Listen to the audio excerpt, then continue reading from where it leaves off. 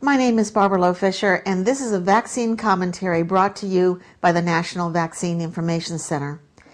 Today I want to talk about swine flu, because every day we're being warned by doctors at the World Health Organization and the U.S. Centers for Disease Control to worry a lot about the new influenza A virus, which was first identified in Mexico in April 2009 and is being called the new swine flu. As of June 15th, the World Health Organization says that 76 countries have reported more than 35,000 cases, including 163 deaths. More than 100 of those deaths occurred in Mexico. We're being told that nearly 18,000 Americans have gotten sick, with about 5% being hospitalized and 45 dying.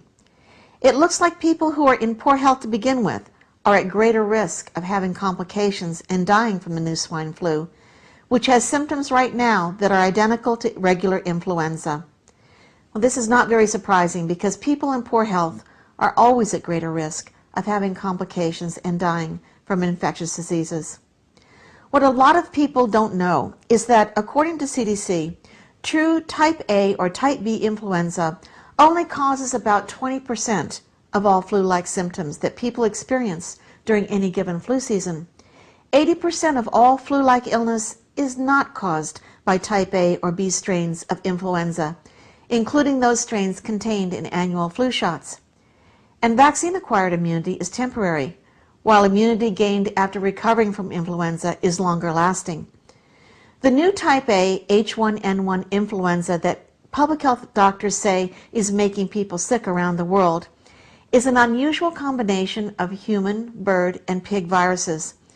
Nobody seems to know exactly how this new virus was created, or why it suddenly emerged in Mexico near a pig farm in mid-April, or if it will behave like past pandemic influenza viruses that caused 68,000 American deaths in 1957 and killed 34,000 Americans in 1968. Influenza pandemics usually start with mild symptoms and progress to more severe symptoms before populations acquire immunity to the virus and it dies out. The good news about the new swine flu going around is that there are signs people born before 1957 may be naturally protected and at lower risk of being infected. Why? Because those of us who recovered from influenza caused by similar influenza strains that circulated in past decades have long-lasting antibodies that help us resist infection. So the aging baby boomers have something to be happy about. But will health officials allow our children and grandchildren to get the same kind of natural, longer-lasting protective antibodies to type A and B influenza, including the new swine flu? It looks like few choices will be allowed. First, doctors in America have been insisting for the past few years that every child from 6 months to age 18 must get an annual flu shot. Second, there are now calls by U.S. health officials to give American children the first doses of experimental swine flu vaccines in the school setting. This is because the response by doctors at the World Health Organization, who immediately went into high gear within days of identifying the new swine flu virus emerging out of Mexico, declared a public health emergency.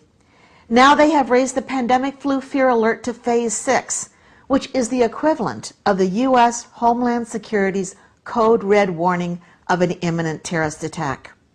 Doctors at the CDC, who followed the lead of the World Health Organization, have done the same and are exercising unprecedented power that Congress handed over to them after September 11, 2001.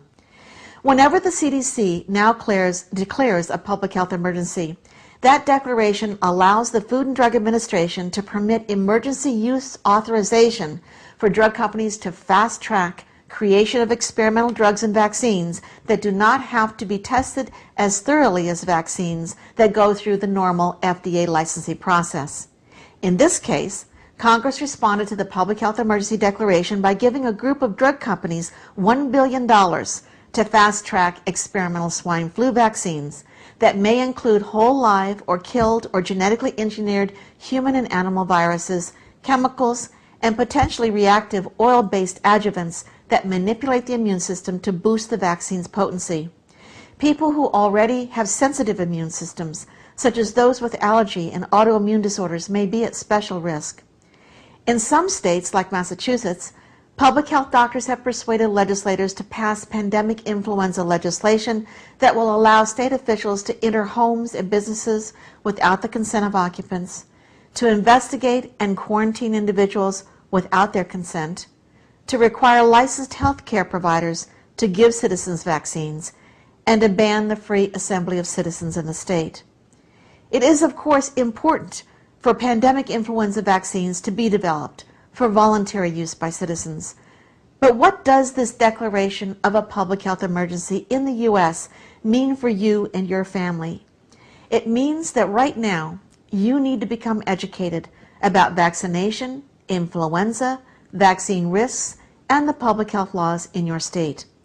You need to find out what your rights and options are under new public health laws that may require you and your children to get vaccinated or be quarantined. Go to www.nvic.org and learn more.